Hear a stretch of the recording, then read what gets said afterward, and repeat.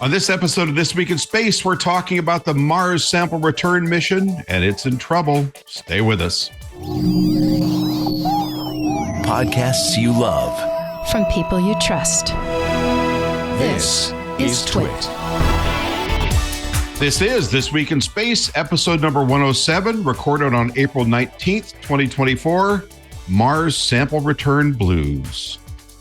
Hello and welcome to another episode of This Week in Space, the Mars Sample Return Blues edition. I'm Rod Pyle, editor-in-chief of Badaster Magazine. I'm here, as always, with Tarek Malik, the implausible editor-in-chief of Space.com. Implausible is right. How am I still here? You know? Well, I'm always looking for adjectives with an I when I remember to. And we're joined by the Clark Kent of space reporters, the super Leonard David. How are you, sir? Doing better. That's good. Leonard is braving illness to be with us today. Yes, he is working through the wilds of COVID as we speak. So we really appreciate you coming on for this rather urgent discussion. Before we start, however, I would like to ask our friends and listeners and beloved audience to please don't forget to do us a solid. Make sure to like, subscribe, and all the other podcast goodies because we're counting on you for that. And now, a space joke from loyal listener, me. Yeah. Are you ready? I'm ready, Rod. I had a good space joke, but I ran out of room. It's a pun. I love it. Oh, we got a single chuckle. Leonard, on the other hand, is stone-faced, and deservedly so. Okay. I missed it. I don't know what it was. That's okay. You didn't miss anything. So, audience, please save us from yourselves. Send us your best work or most indifferent space joke at twit.tv, and we'll be sure to credit you and add it for inclusion. All right.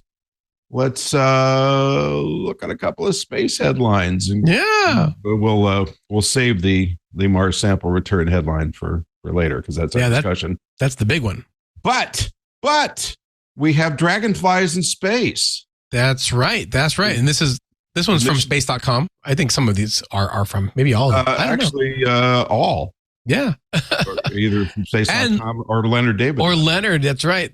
But yeah, this was a really exciting one to see this week because NASA officially, after years of saying they were studying it, they were planning to do it, they were hoping to budget for it, they have given the green light to the Dragonfly nuclear-powered helicopter to Titan, the atmosphere enshrouded moon of Saturn.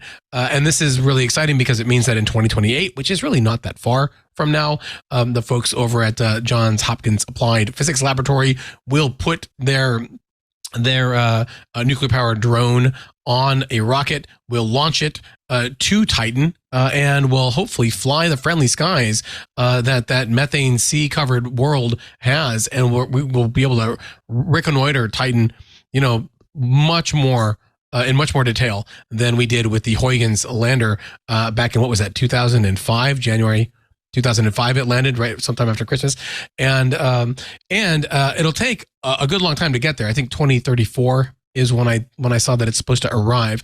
So this is great. This means that the mission's a go, and that they're actually going to build the thing. They're going to get it up there. They're going to launch it on a rocket, and we're going to hopefully see what it's like. And all of this was made, I think, much more possible from the success of the Ingenuity helicopter on Mars, which may be one of our other headlines that we're going to talk about because, that was the first of its kind. This is the kind of big brother, big sister follow-up to that, to go farther, further, faster, if you will, on another kind of cloudy world.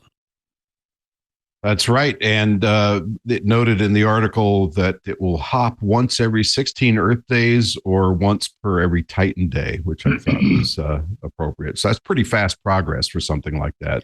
Yeah. And you've got this which mobile... We'll be counting on AI, of course. And you'll have this mobile laboratory that you can pop around and try different places, see what the different locations are like. A big step up from Huygens, which just kind of plopped on the surface. And that was it. You got what you got, and you didn't get upset. So stared at what it stared at. All right. And since you went ahead and gave us the transition, we have new clues to the demise of Ingenuity. Little bits of blades scattered around. Yeah. Blades, plural. This one is from Leonard's Inside Outer Space blog. So Leonard, tip of the hat to you. But Leonard found these photos that NASA had on there, and I think a video too. It looks like of folks. By the way, Leonard is Mars Boy on Twitter. I'm not sure if anyone ever knew that. So Mars is in his blood. He's written like how many books about Mars? But yeah, he's got these new photos where it shows kind of the broken bits of Ingenuity, where you can see its resting place, taken of course by the Perseverance rover itself, and it comes also at the on the heels of NASA actually bidding a formal farewell to Ingenuity. The mission team saying their last goodbyes. It's not dead. It's just kind of beeping around, being a stationary weather and tech demonstrator right now. But these are kind of the last photos that we're probably going to see. You can see in the images, there's like a rotor that's a good distance away on a different dune. So it was a pretty violent impact that kicked those blades off there in these images. You can see multiple pieces of the helicopter itself too. So it's a sad farewell that we can see it kind of in shambles now, but at least it's live and sending little beeps and saying, hey, I'm here. Here's what the conditions are like at my final resting place.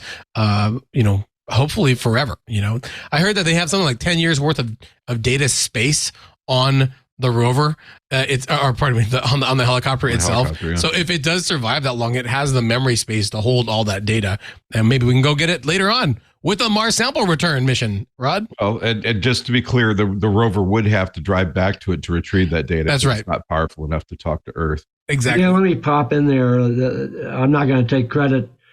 I may be Mars boy, but Mars guy is Steve Ruff at Arizona State University, and he has a video that he put together with another person providing some of those imagery, and I was pretty telling. But Steve's done an incredible job with his kind of overviews of the helicopter crash and Explaining kind of ahead of JPL about what he saw in those images. So the tip of the space helmet to Steve Ruff at ASU. All right. And finally, we have, I was going to say more news, but I guess ongoing news on the Orion heat shield, which has shown a little more erosion than they had counted on.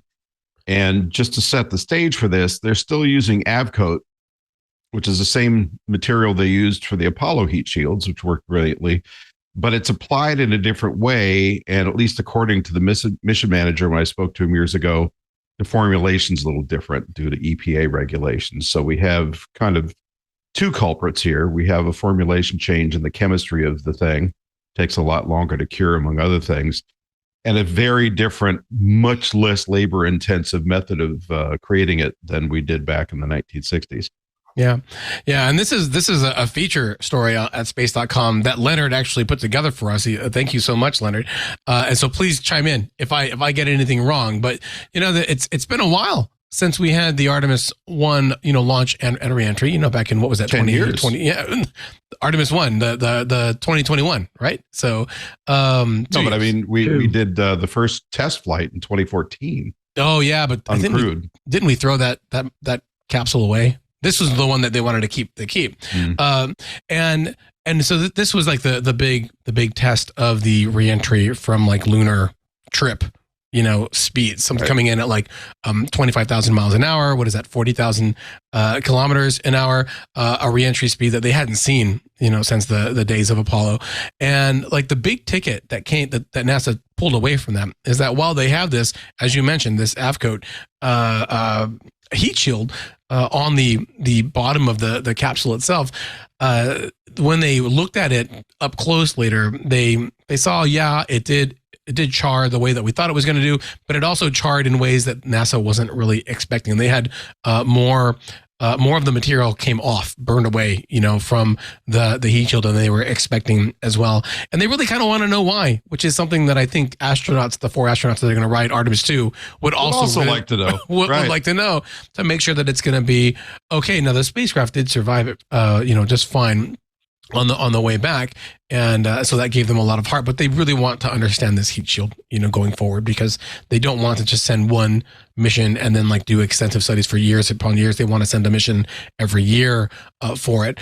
And it does seem like they are getting kind of closer to that, although, they did push the Artemis 2 launch back a year from later this year to later in 2025. So they want to get to the bottom of this, understand it. If they have to make any formulations or changes, then they want to make sure that they don't have to introduce anything that's too disruptive to the whole process that'll mess up all of the other calculations. But Leonard, are there other greater concerns that you're reporting also turned? This is just it seems like it's a cherry type of engineering problem on top of the mission to get through, because they were fairly happy with it back in 2021.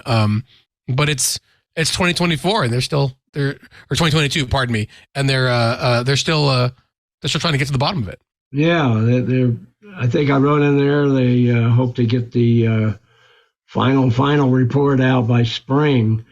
But I will tell you, in my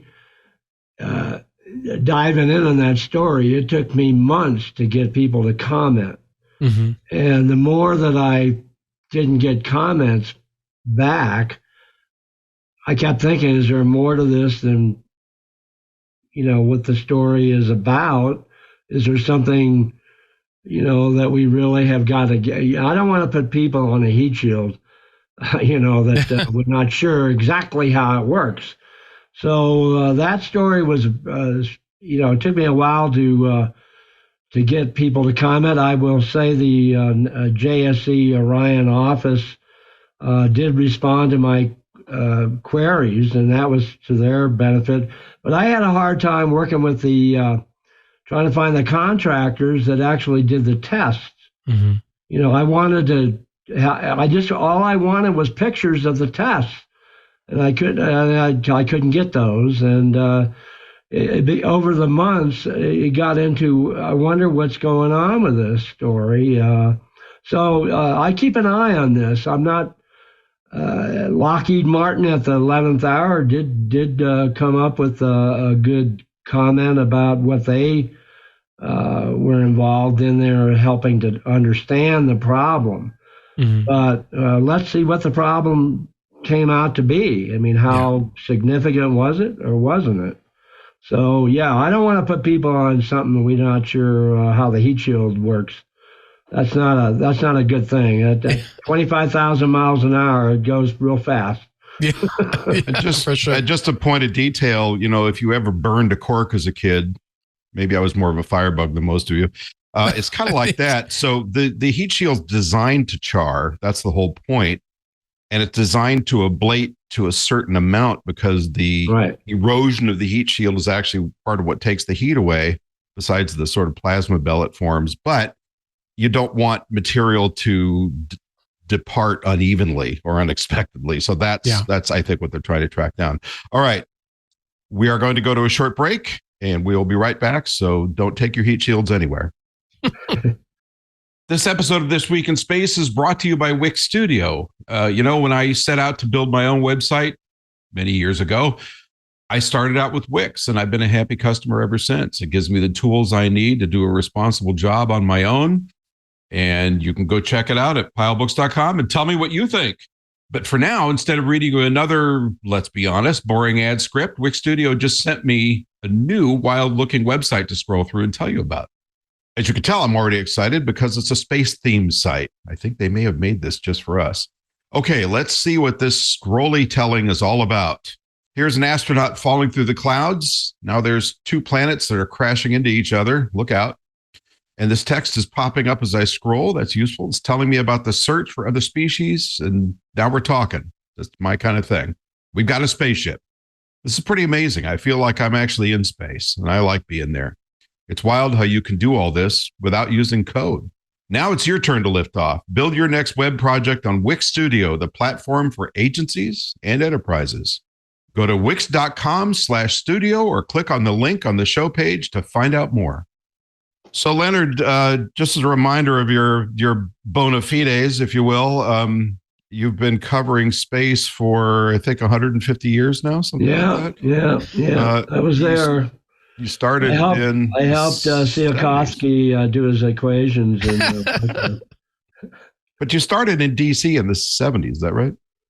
Yeah. Late 60s, early 70s? Yeah. Okay, well, he's excited about giving us career notes. I remember. Well, let's just say Leonard's at the top of the pantheon of space reporters. Well, no, there's a lot of really great reporters, and I'm just doing my bit of things that I'm interested in. And luckily, space.com still prints my articles, and I'm happy with that. Oh, you're making me blush, Leonard. Make me blush. So I don't think you blush much. It's okay. Well, can I ask, because a lot of your career has been looking at Mars. So you've written books with I think with Buzz, with National Geographic about Mars.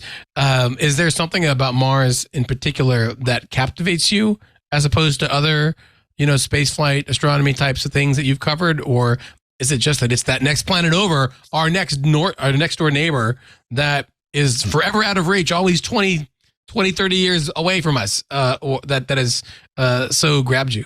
Well, I really think, what really locked me in on Mars was, and again, I'm old here, but Walt Disney and the Tomorrowland series on TV, there was a moment there, where they did life on Mars, and they had really some wild ideas about what life was like on Mars, and that bolted me in pretty secure right in the 50s.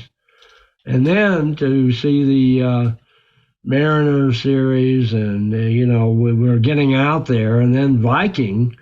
I was covering Viking. I was there when they landed Viking on Mars at NASA headquarters, and that was amazing when you saw the first raster buildup of a picture from Mars, and you got to see a rock and a foot, one of the foot pads. And it was pretty exciting times. And then to have met a number of the Viking experimenters over the years was pretty exciting. There was just so much there. And we need to go back and look at that data. There's still debate about whether or not the Viking spacecrafts, the two of them, did find life, and it's still contentious. And there's actually a growing community of scientists today that wonder whether or not we missed the cue there, and we actually found life. Great story. We should point out real quick. You said you were there to watch that raster image come, that first one from Mars. That's, for people who don't know what those raster images are, it's a pixel by pixel filling in of every little thing, and it takes forever. We just get pictures from Mars at the tip of our TikTok or whatever it is. Well, so it was built line by line from top to bottom, left to right, because it was a camera that had a swing mirror on it, so it looked like a coffee can with a slit in it. So it would swing top to bottom, take a strip that would come back, 10 minutes later, however long it took at that particular distance. Then it would notch over to the right, do another swing, notch to the right, do another swing. But seeing that first picture from the surface, another planet, Mars anyway, was truly extraordinary. So let me just give a brief backgrounder to MSR, if I might. I'll make it really short, and then we can kick off here. So serious planning for sample return started in the 1960s, before Mariner 4 even flew past Mars, which is pretty astonishing. NASA was looking at this. Lockheed Martin proposed a 15-ton vehicle, which is large. We're getting into the lunar module class here. Would have required 1 or 2 Saturn V launches to accomplish. Then Langley, the NASA Field Center Langley and JPL studied in the Viking era in the 1970s. About the same time, the Soviet Union studied a huge 2-launch system that was really complicated. That's the days when their computers were kind of like electronic abacus. They hadn't had a lot of luck with them. So that was quite ambitious. It was called Mars 5 NM, based on the N1 moon booster, which failed 4 times. So that took care of that idea. They looked at it again in 1979, but canceled due to technical challenges. 1980s. Multiple NASA field centers worked on a proposal called Mars Rover Sample Return. That was slimmed down to 12 tons. JPL then proposed its own lander rover Mars Ascent Vehicle system for the 1990s. And the beat goes on. In 2005, NASA started talking with France and the European Space Agency towards something called ExoMars, which unfortunately was canceled because NASA had to pull out of it. And finally, we had Mars 2020, the Perseverance rover, which is taking samples. And I personally am still a little confused about how they're distributing them. Some are left on the rover, some are being placed at a depot, and I thought others were being left on site where they were gathered, but Leonard may know more about that. But that's what we're here to talk about today, is this grand vision of bringing back rocks from Mars. So what's our current status here, Leonard? If I'm NASA, I'm going to go confused. I think Monday was a pretty telling diatribe from NASA about how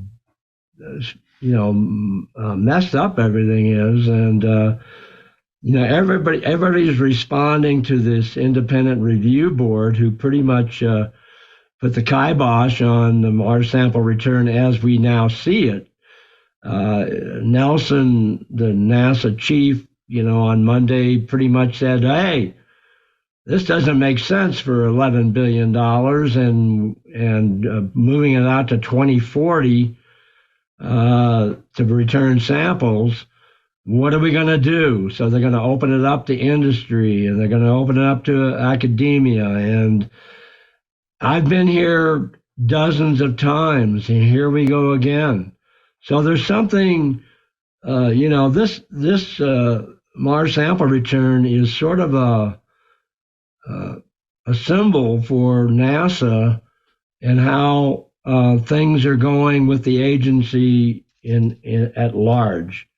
So you got some really fundamental problems here, and one fallback they keep bringing up. It's in the decadal, It's in the decadal. It has to be done. It's in the decadal. The way I look at it, this Mars sample return was in the Dead Sea Scrolls. I mean, this thing has been going on forever. We were either cut bait with this thing and move on, and we just talked about Firefly and some of the exciting missions that are coming to look for life on other worlds. Is it time to cut bait with a sample return as we see it today? I'm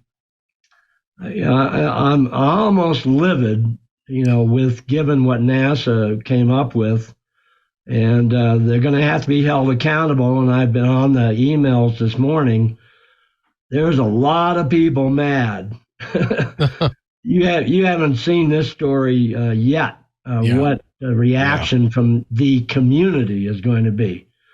And the reactions to JPL have not been happy, and it is worth reminding ourselves that as far as the United States is concerned, they're the only people that have conducted successful Mars landings over and over and over and over again, and are world beaters in that category. So I think they're a little understandably dismayed. And, it's worth reminding ourselves that when budgets come in for NASA projects, they tend to initially be low because that's what it takes to get Congress to give the nod, because, they're not always the most well-informed people on these things. There can be some kind of knee-jerk reactions coming from there. And then the budgets expand. They always have, and they always will. If you look at Webb, it doubled. I think more than doubled, actually. So this is not unusual, but the response was indeed unusual. And we'll talk more about that in just a moment when we come back after this short break. Tarek. Yeah. So before I ask a question, I wanted to kind of touch for our readers who may not be as in the loop as, of course, Leonard is. A lot of the things that Leonard was talking about is why we're talking about the Mars sample return as a subject with Leonard this week to understand what's happening. Because on Monday, as we're recording this, NASA had a press conference with Bill Nelson, the NASA chief, and others to essentially say that they've completed an independent review of their plans for Mars sample return. Another one, like the latest one. For Mars sample return, yeah. Which as of now, was estimated, as Leonard pointed out, to cost $11 billion and not even be able to get samples back until 2040. That's a long time from now. And, a 2020 estimate was something in the order of 2.5 to $3 billion. That tells you how big the cost overruns have been for the mission. And Bill Nelson basically said, look, it's too expensive. That's the bottom line. He actually said the bottom line is $11 billion is too expensive. That's a direct quote. And he was saying something on the order of like maybe 5 to 7 billion is what they want to see now. And some, to get samples back, these dozen or so samples that Perseverance dropped on the surface back before that 2040 timeframe. So that's kind of the nutshell that has really shaken everything, because they've designed that mission already, with a lander that has a solid a rocket inside it that will, and a rover to go collect the samples, put them in the rocket, launch it back into space, an orbiter to catch them, bring them back here, reentry capsule to, bring them back to Earth, all that stuff. And now they have to kind of figure out how to half that cost. But Leonard, why are we here again? Right? You just said that you're livid, that you've been in this position before. And as Rod just pointed out, these types of, the discussion for wanting to do this has been going on for decades upon decades upon decades. So it's not a surprise what capabilities are needed. It's just a matter of how to implement them, it would seem. And yet here we find ourselves after years of development, having to rework the whole mission and wait who knows how many more years to get it off the ground. It just seems like a bit of Groundhog Day. I don't know. Is that what you're referring to a bit there? Yeah, it's deja vu all over again, that kind of thing. No, we've been here many times, and this one seems more dramatic to me as the timing goes down the road. And one thing that doesn't come up out of this is, we're talking jobs. You get the California delegation going and trying to defend JPL and jobs. They already lopped off 500 people, many that were associated with the Mars Sample Return Program and contractors and this kind of thing. And so you're kind of wondering whether or not this project should be done, and why are we doing it? Is it something that is a necessary item in our portfolio of progress about exploring Mars? And you start asking people, okay, let's just kill the program. And so you don't want to kill Mars exploration. So what do we do now? And I haven't heard that yet. I mean, NASA's suggesting that somehow we're going to find some dollar levels over the years and still get a Mars Sample Return Program. Well, and I know samples are really important to the community because we've seen it over and over again. There's no question in my mind that samples from another world in the lab with new equipment that you can't haul to Mars, it all makes sense. Yeah, you can, but should this be a given to the human exploration of Mars? Do we just forget the robotic side of it, or we launch much more dedicated life science detection missions, if that's what we're trying to find? I'm tired of hearing about, is there life on Mars? I don't want to hear about it anymore. Let's find it or not find it, or whatever we got to do to convince ourselves that we've either detected it or we didn't detect it. There's so many bad things that it's not there. Proving that is going to be impossible. So can you haul to Mars life science detection equipment? And the answer is yes. You can do it on site. It also breaks the chain of worry about Andromeda strain coming back with a robotic mission, and it goes out of control, and we got people dying in Utah or something. Of space plague. Oh, yeah. There's just so many little, off things going on here that conspire to implode the whole program. And The one cost number that we have not yet heard is, let's say the robotic mission does happen. How much is that return sample facility going to cost to do the analysis? That hasn't shown up yet.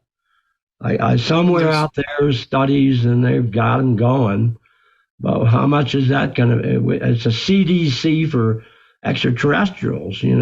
What is it going to be? How much it's going to be a biohazard level 19 laboratory if it's going to happen at all. Yeah. So there's other considerations here too, which have been brought up by the science community. One is that the places that something like Perseverance can sample, which tend to be the floor of the crater and maybe a little bit of sedimentation, could provide fossil evidence of life, but it's unlikely to provide anything currently living for a whole bunch of reasons, one of which is it's been sitting out there bathed in radiation for 1 billion years. Yeah. And of course, these samples are going to be sitting in these titanium tubes for at least a decade before they're grabbed. So there's a lot of, I wouldn't call them downsides, but there are limitations to doing it the way we're doing it. And if you're really looking for living things, you're probably talking about deep drilling, probably near water, maybe looking at some of the lava pits or lava tubes where these things are sheltered, or at least prominent rock overhangs, which for the most part isn't what they've been able to do so far.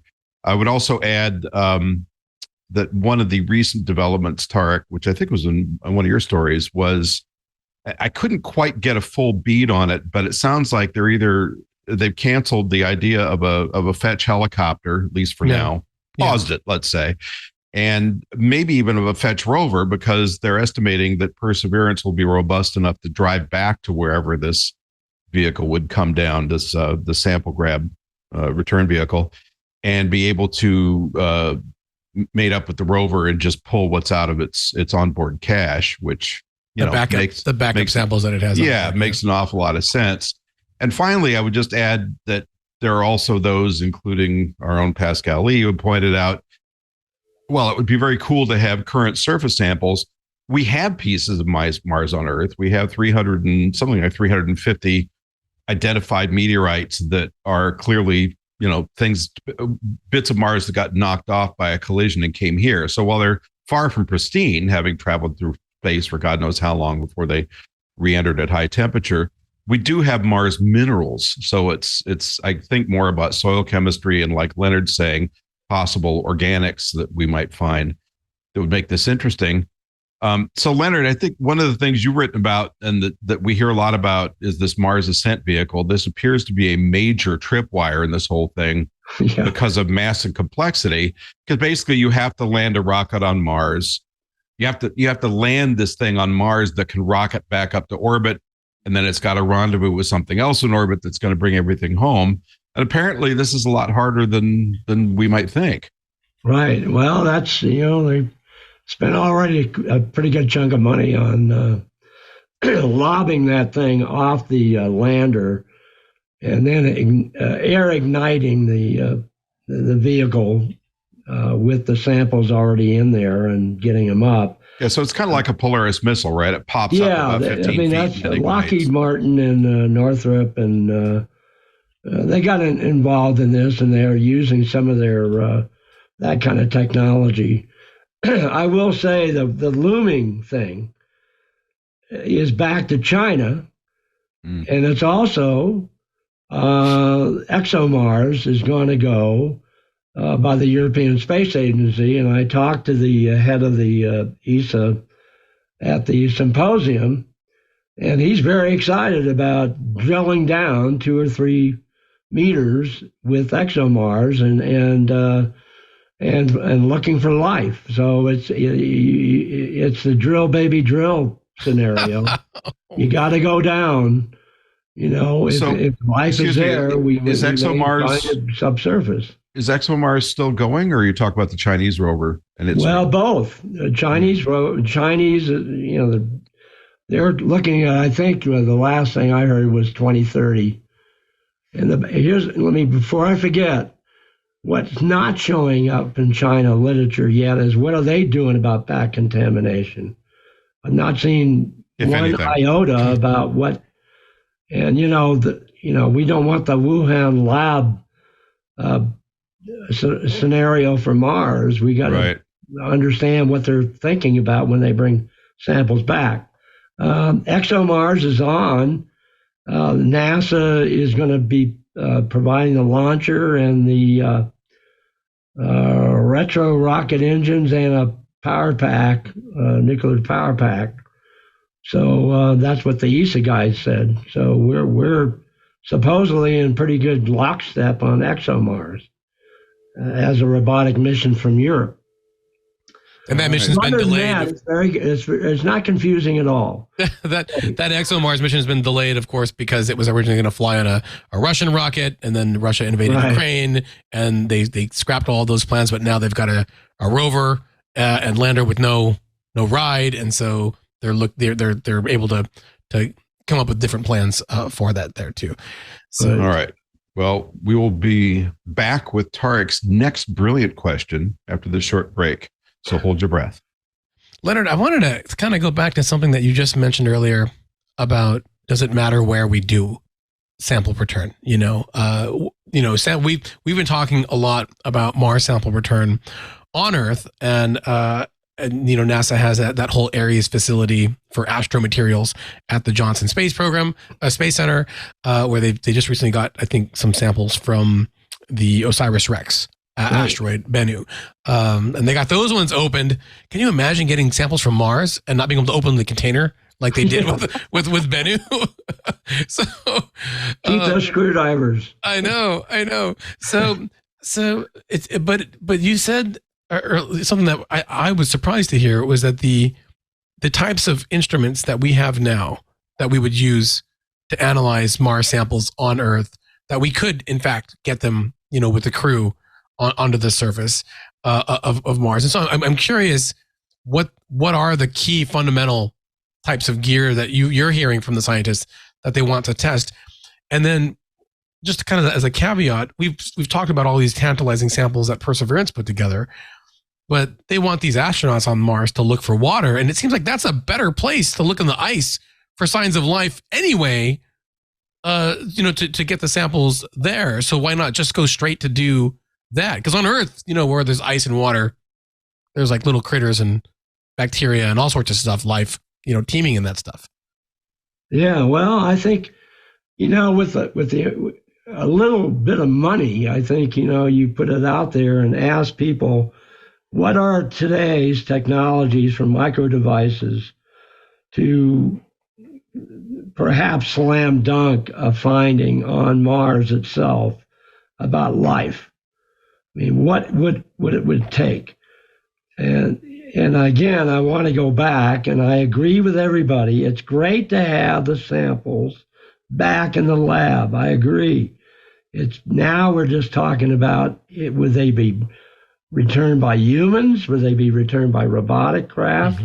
Mm-hmm. How much can we do on the surface to better understand the conditions of Mars, and whether you have to drill and do that kind of analysis or not? So, all this has been always in the background for decades. It's been going on forever. I was fortunate to know Gil Levin, one of the principal Viking scientists who, before he died, I mean, he was seriously, he was adamant about his life detection did what it was supposed to do. It detected life. His experiment worked. And it's been an uphill battle since he started talking about that. And, again, more people seem to be looking at other things that may have been detected by that experiment, and perhaps he was correct. So we got to go back and look at that Viking data. But that seems to make the point. Steve Squires has said, and this is kind of a follow-up to that, that all of the amazing stuff that Spirit and Opportunity, those rovers, those long-lived rovers, 90 days, but they lasted for years, decade even for Opportunity. All of that stuff that they were able to accomplish, like an astronaut, a human scientist could do it so much faster with the gear on Mars and find it. For Gil's experiment, they could go and oh, I'm going to double check that. I can go and solve it right then and there instead of be wondering for decades to follow. So it seems to like the average person looking in that we should just be doing that first. I mean, I'm all for getting samples from anywhere. I love the idea of getting that stuff back. And I know it's insanely difficult, but it seems like if you really want to get it done and get it done fast, then just commit and get everything else that you need. I mean, there's more complications in sending people because you have to keep the people alive and you got to keep them safe and you got to keep them fed and healthy so that they can do the science when you get there. And that is not a small task. I totally get that. But from the terms of getting the science done quickly and getting those samples in a lab that you can be fundamentally, I guess, secure and that it is kind of clean and without contamination, it seems it might be easier to set up a control room or a clean room on Mars in an already sterile spacecraft environment than add so many different layers of transfer for the vehicles. Well, I think you hit on it right up front there is that why not go to the ice? I mean, Mars is so diversified with so many great areas to explore. I mean, if that's the driving thing, I mean, is it the search for life or are we trying to become a multi-planetary species, I mean, there's a dichotomy there in a weird way. I mean, there are people that are just want Elon to succeed and let's go colonize Mars. Then you have the life on Mars people. Is there life on Mars? Is it a template for everywhere else? Or is it unique to Mars? Is it our life that's gone awry or done something different on Mars? Yeah. Are we the Martians? I mean, how many times we can write all this stuff over and over again? And meanwhile, people down here on Earth are finding all kinds of microbes in weird places that they shouldn't be. And it seems like life is pretty tenacious. And I always felt that everywhere we go, if we don't find life, it'd be odd. It's just going to be weird. And to try to, it's like SETI, how do you prove there's no life in the universe? How do you prove there's no life on Mars? Maybe it's hidden. Maybe it's over there. Maybe it's not there. They're still debating whether or not the, these little channels or water spouts coming out. Should we go there? Talk about Enceladus. We've already got the scientific community, kind of creating a matrix of Mars of like, don't go there places. Oh, maybe we explore there. Oh, we use a helicopter to fly over. So we it's exciting, but it's also, as I get older, I'm getting more and more, distraught that, that somehow we can't sort this out. And it just becomes again, I don't know how many times you can write these same damn articles over and over again of, is there life on Mars? Apparently quite a few if they pay us for it. I just want to clarify a couple of things. When Leonard's talking about, is Mars life, Earth life, and that kind of thing, we've talked about this on the show before. It's the panspermia idea that life may have migrated from early Earth to early Mars, or more likely, in most opinions, life, since Mars settled down atmospherically and environmentally before Earth did in this development, that life might have begun there and traveled to Earth on meteorite fragments and so forth, knocked off of the planet. So that's that. The other thing I want to clarify is for Gil Levine's experiment that Leonard referenced. This was one of 3 or 4 life science experiments on the Vikings. Pretty simplistic by today's standards, but basically they would take samples of Martian regolith soil and put various nutrient broth or water in them to see what happened and then measure what might outgas from it. And of those experiments, Levine's was the only one that showed a significant reaction. It was a very fast ramp up and a fast decay and did not repeat. So the general consensus, led by stormy Norman Horowitz, who was not historically my favorite figure in that drama, was that it was just soil chemistry, and it was probably something like perchlorate reacting. And we did later, in I think 2008, with Mars Phoenix, confirmed that there is perchlorate in the soil. So that makes a certain amount of sense. But there's all kinds of people that are way smarter than the three of us put together that looked at it and said, well, I'm still not convinced. I think this might be microbiology at work. So that seems to be an open question. I did want to mention before we lose track that who the foreign challenges are and what they're proposing. So, of course, China, because they are very well budgeted, still less money than NASA as far as we know, but significantly more than they've had in years past being invested in this. And they plan long term, which we have trouble with. Is planning a lander rover sample return mission called Tianwen-3. Japan is planning a mission that would go to Phobos and grab samples. So that's primarily, unless there's a real surprise waiting there, that's primarily looking at geology and planetary formation and so forth. It's not a life science mission. And good old Russia, which has yet to successfully land something that would operate on the Martian surface, has been talking since 2011 about a two-stage architecture with an orbiter and lander and return vehicle, but no rover. So those would be static samples as near as I can tell. Good luck, guys. It's been a far stretch for you so far.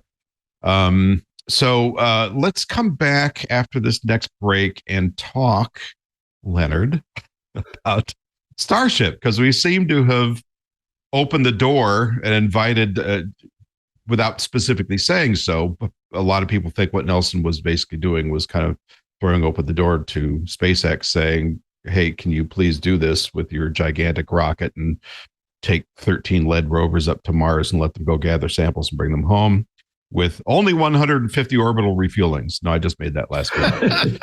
We will be right back. Off. We will be right back. Stand by. So, Leonard, what do you think about this possible SpaceX to Mars idea?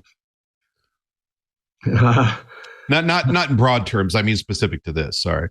Oh, for the Mars. I haven't picked up any vibes on what Elon and company might. They've been looking at this. They had a thing called. Didn't they have Red Mars or what do they call it? Red Dragon. Red Dragon. Yeah. Yeah, that way back. So and there's Martin. What was his name? Wooster. He was running around at conferences, and I listened to, they're trying to identify a place that they could land and would be near water. So they, but I don't know, it's great. Again, the artwork is great.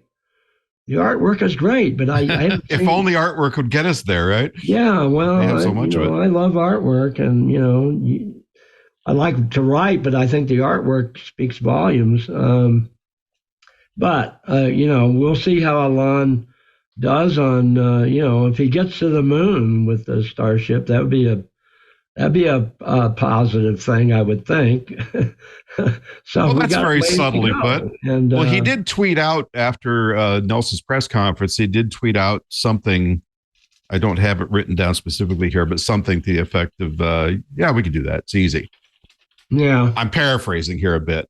Yeah. But it ain't easy, and that huge vehicle, as you point out, we still have we have to see it. There's some challenges there. Land on the moon, but it's got to make orbit and be able to come back and so forth. So that would be. I mean, the cargo capacity is sensational if the thing works. You could take. I mean, ultimately, you would be taking people to Mars, but you could take a whole squadron of robots that looked like Gort from the day the Earth stood still and could walk around and pick up whatever samples they wanted, stick in their pockets, and bring them home, just like Neil Armstrong. They're building those robots too. Well, Nelson wanted innovation, and I'm sure, let's ramp it up, and I hope SpaceX gets a proposal in there of how to do this, and that'd be great if Elon can pull that together. I just, at the end of the day, if this is a milestone-making enterprise, after a while in history, let's see how these private concerns can do. And, Nelson threw open the door not only to, Elon and all those guys, but other groups like I expect people like Applied Physics Lab. I expect other groups that are known for innovation to come up with some good ideas. And if it's a jobs program, that's one thing. If we're going to try to save JPL, or is that the mandate? What is it we're trying to do here with this sample return? And there are people that I've talked to that could care less if China brings back the samples. Mars is so, again, diverse that, we got a long road to go with Mars exploration. And Mars is wide open for all kinds of landing sites and recovery of material from those areas. Well, and you bring up a really good point, which is, does it really matter who brings back the first rocks?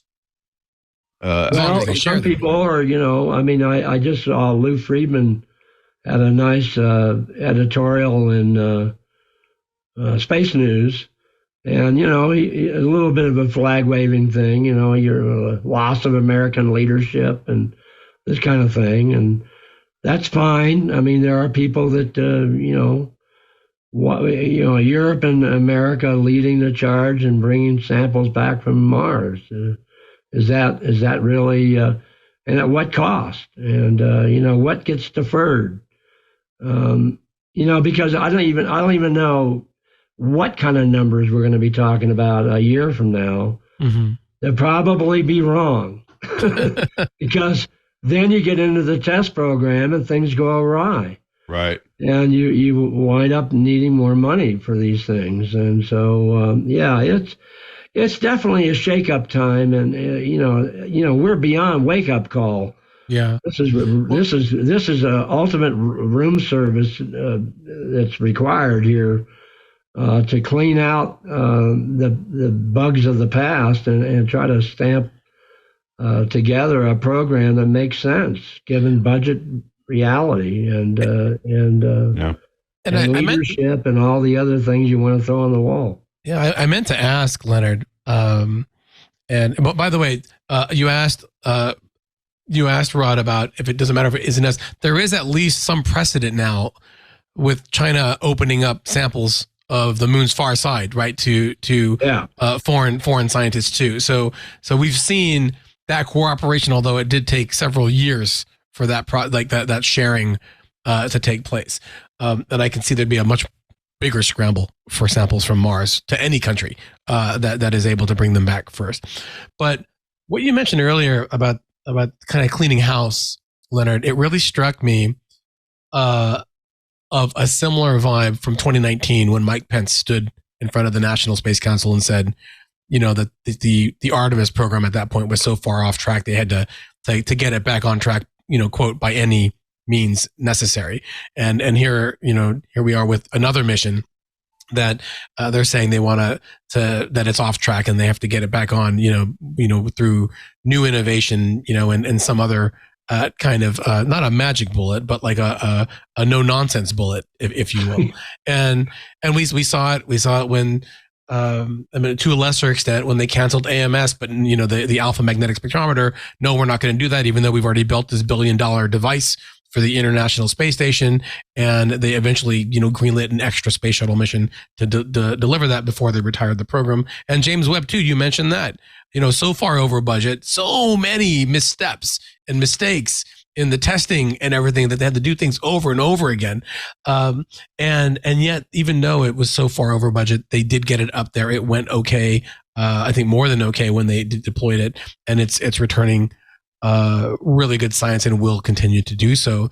So the payoffs and the challenges we've seen in so many other programs, and it feels like we've seen them go one way, kind of like the good way with James Webb, where they had all these tribulations, they came out on top. The space telescope was up there doing amazing science, and then we had the really arduous experience of trying to build a moon rocket, in 2004, with the Ares program, and watching that program devolve to the point during the Augustine Commission where they say, hey, you could build your moon rocket but not be able to land on the moon, or you could build your lander and not have a rocket to get to the moon. You have to pick one right now, and it's a no-win scenario. And then they had to really go back and revise everything, to get to Artemis 1 in 2022 when they got there. So it seems like there's two different ways that it can go, and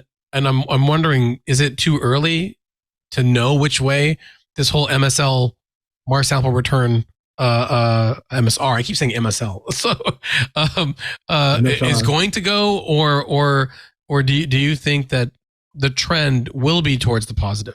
That they will, Jet Propulsion Laboratory, there are smart people there. That they dare might anything. I think actually I'm wearing, I didn't mean to, but I'm wearing my Jet Propulsion Laboratory t-shirt today. Every week. Is it too early to see how that's going to go, or is the ship? I can tell you just this morning, get ready. This is going to be a free for all. Oh man, the science community is upset. They didn't like what NASA came up with. I think they're going to have some statements coming, and so it's going to be a real bare knuckle activity from here on. But you gotta back away from how to do it to the question, should we do it, and at what expense, and at what cost is it going to be to other programs, as our whole search for life question that's partially driving this Mars sample return is already open to other worlds. And how much is that going to be a part of the future of NASA? So, yeah, there's just some really dynamics here that's going to be very, for reporters, it's great because there's total confusion. Work. I love it. I love the yelling. So. Yeah, I know. Let's get that going. But, and maybe it's time to bring back a Mars czar. I mean, there's going to have to be, Scott Hubbard played that role when we had a multiple failure at Mars, and he cobbled together a great program. And Scott is still very much engaged in the background of trying to understand the dynamics of where we're going to go and how we should go and why we should go. So, it's a really crazy time for Mars sample return. And, Scott Hubbard's even gotten back to, did we look Starship one thing? Maybe we should go back and look at the Senate launch system and, how much capability that has. To do an all-in-one mission, and he means the space launch system, dear listeners. Yeah, so you get all those people upset, the Starship people and whatever. But I do think somewhere in this we need to get back to a lower cost Mars exploration program that doesn't fly out the window budgetarily. And to me, that's getting back to some very good ideas that JPL have had on landing small spacecraft, multiple mini rovers, and get to the issue of is it the life on Mars question is still driving everything? Are we trying to satisfy geological questions about the origin of Mars? I mean, what is it that we're trying to get to? And so, there's just so many angles here. And I wish I, could write the penultimate article. But, I think we're too early. I think you're going to see the science community coming back at NASA, not happy.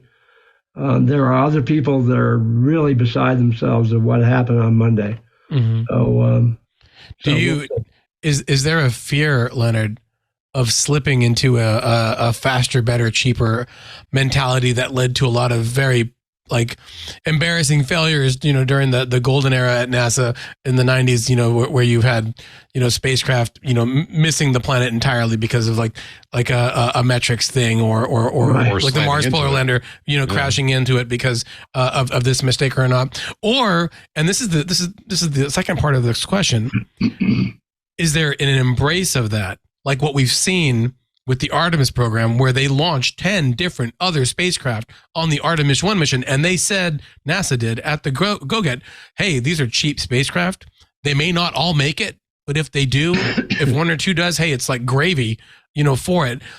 Is that the kind of mentality for Mars that can get more things done in a faster way with this new embrace of commercial industry to say, hey, there's a big piece of pie there for whoever can get it and build a spacecraft that gets it? Because that seems like a fundamental shift in Mars, but that they're already testing at the moon right now. Well, you're asking questions, and I wish I had answers. I'm sorry. We're going, but I don't want to get into the CubeSat fiasco that was on the first SLS. That to me is it also mirrors a little bit of where we are on CLIPS with the moon. Mm-hmm. Anyway, we got some issues there on just low cost and what that means. It doesn't mean failure is an option. And that's, in some ways, they're saying that, failure is an option. Unfortunately, this is a weird thing, and I think you brought it up there about after a while with James Webb Space Telescope being so successful, people forget the cost. Yeah. And but God help them if it failed. Yeah. They'd be on the rails, and special investigation. How many mishap boards we got to have here? And what do they really They don't accomplish? come cheap by themselves. Mishap boards are expensive. We're still waiting for Astrobotic and their CLIPS lander, what happened there and what the repercussions of that are. I don't know where I'm going here, but low cost doesn't mean failure is an option. So I think, at the end of the day, you want to have success. And again, JPL has done some really creative looks at low cost landers, rovers. And if you had a Mars czar trying to piece together a sensible program, perhaps we can get back in the groove and not have to worry about Mars sample return as the end-all, be-all mission. And I'd just like to close on, and people know I'm kind of a JPL fanboy. I'm close to the organization, but when you look at return on the money, bang for the buck, they've had a pretty spectacular history. There is a lot of expertise contained up there, and to steer projects like this away from that NASA Field Center seems to me to be a bit risky, because eventually, as the organization is forced to slim down due to budget cuts and in some cases lack of missions, you start losing a serious amount of brain trust, because those people, as we've seen with Mimi Ong, who was the original chief of the Mars helicopter, and others, they go off to Apple and I almost said Yahoo, not Yahoo, Amazon and Google, and earn much higher paychecks. And we lose that part of the brain trust. And it's worth pointing out, JPL is the only NASA Field Center that is not employed as civil servants. They're operated through contract with Caltech, which means it's a lot easier to start getting rid of people. That may sound a little paranoid, but it's just a fact. And, I don't know how much that played into some of these decisions. Clearly their bid was expensive, but you also have to wonder, who's setting the parameters. If you allow the organization to set its own parameters and say, okay, give me a low, medium, and high, maybe you get a different answer than if you say, okay, Congress wants X, Y, and Z, tell us how much. Wait, we can't pay that much. So Leonard, I wonder if you have any thoughts on just their position, JPL's position in this, because if this is taken away, you basically have flying out Europa Clipper and a handful of other small missions, and then there isn't much on the docket moving ahead for them. Well, Laurie, Leshen. Yeah, Lesson at heading JPL Director. now. I mean, that was a tough. This woman has had a rough, a year or so. She got in there and had to deal with psyche issues, and now we got Europa Clipper coming and is getting that off, and then she had to lay off 500 people.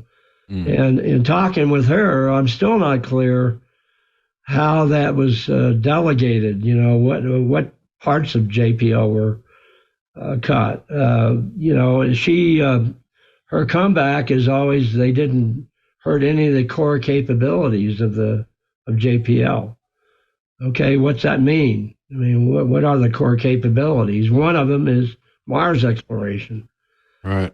And so she is hard over in trying to maintain a group that I'm with you, Rob. That they're an amazing team out there. It's a family. It is a family kind of feel that you have at that lab, and you'd hate to damage that. They just got Veritas back in gear on Venus, and looks like that. And Neo Surveyor. These are the things that NASA. So, we're Nelson on Monday was talking about those programs. Well, we're back with Veritas, and because we're going to cut the budget for MSR, and so we're going to make those programs healthy. But it's just an erratic, kind of situation to be in, because it almost gets to the point that the more success NASA has proving its ability, the more they get under duress, and the more they get beaten like, up for it. Yeah. What is going on? So they got how much? We're at 25 billion for NASA. I mean, whatever the number is. Yeah. It's one of the reasons I left, Washington, D.C., trying to follow those numbers. It never was the money to me. It was how well it was being spent. And this is, NASA is an agency, is getting old, and it probably needs a shakeout, and you're going to have to fine tune the field centers. This comes and goes. I've been there in DC for 30 years. Every once in a while, they're gonna have to look at the field centers and say, okay, are we up to snuff with the 21st century? And I'm not sure they are. And you're going to have some really come to Jesus moments. And NASA as a social construct for the country about space exploration, about its role as a diplomatic tool in the world community of nations, of how space plays for America. Does it play well today with all the issues America has? We're back to some really fundamental issues about space exploration and its value as a commodity for a country. Well, and you bring up an extra point there that I'll close on, which is this is kind of a soft power thing. Unfortunately for us, a place like China doesn't have to worry about operating under continuing resolutions and reduce budgets and interagency squabbles so much. I'm sure there's stuff like that happens there, but in general, they plan long term, they commit funds long term, and they're achieving some pretty spectacular things. With a lot of technology that was proven out here and in the Soviet Union in years past, but that's fair game. So, if it matters to us to remain leaders in this area, which the polls that we've talked about in the show many times, Pew and Gallup and others, clearly show the American public supports over 50%. It's when you start asking about specific things like, do we need to find life on Mars, that it goes down into the low double digits.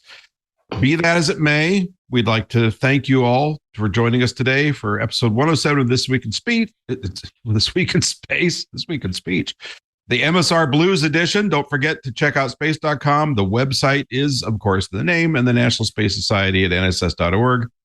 Both are good places to satisfy your space flight cravings. And of course, be sure to check out leonarddavid.com, which is an even fresher place to assuage your needs. Leonard, is there another place we ought to be looking to track your investigative efforts? No, keep an eye on space.com. We got some hot topics coming out, and I appreciate the opportunity to talk one more time. Sorry, I'm on more of a rant this go around. Hey, I'm with you. Hey, man. we love it. We love it. Don't you worry. Every time you put something in space.com, Dr. Clickbait here will get you a groovy, awesome title. Oh, he gives a big sigh. And of course, it's not clickbait. All right. No, I know. I just love, I love it because you hate it so much. Tarek, where do we track you down? You can find me playing Animal You. You can find me on at space.com as always, trying to find out the next big thing. My whole personal experience about seeing the solar eclipse with my daughter at a university is the last story that I had there about how it was a teachable moment. You can Google it, teachable moment, solar eclipse, and you'll find it for sure. And on Twitter, just trying to share the space love. And if you will be in Suffern, New York this weekend, on Sunday, I will be at the Northeast Astronomy Forum, finding out all the new goodies that are coming to night skies near you from Celestron and Mead and all of those fun folks, and hopefully meeting up with our columnist Joe Rayo, who we just had on the podcast talking about the eclipse, so I can find out exactly how his eclipse went in Plattsburgh, New York. So looking forward to that. Okay, and you can always find me at filebooks.com or at astromagazine.com and other corners of the internet. Please remember to drop us a line if you wish at twit@twit.tv. That's TWIS at twit.tv. We welcome your comments, suggestions, ideas, even criticisms, I guess. And I'll answer all the nice emails, and I'll let Tarek answer all the other ones. New episodes published every Friday in your favorite podcatcher, so make sure to subscribe, tell your friends, and give us reviews. We'll take multiple thumbs up or whatever you want. Also, don't forget, you can get all the great programming on the Twit network ad-free if you join Club Twit, as well as some extras that are only found there for just $7 a month. That's a deal and a half. You've heard Leo talk about the tough times facing the podcast world, and this is your chance to step up and be counted. We're counting on you. You can also follow the Twit Tech Podcast Network at Twit on Twitter and on Facebook at twit.tv on Instagram. Thanks, and we'll see you next week.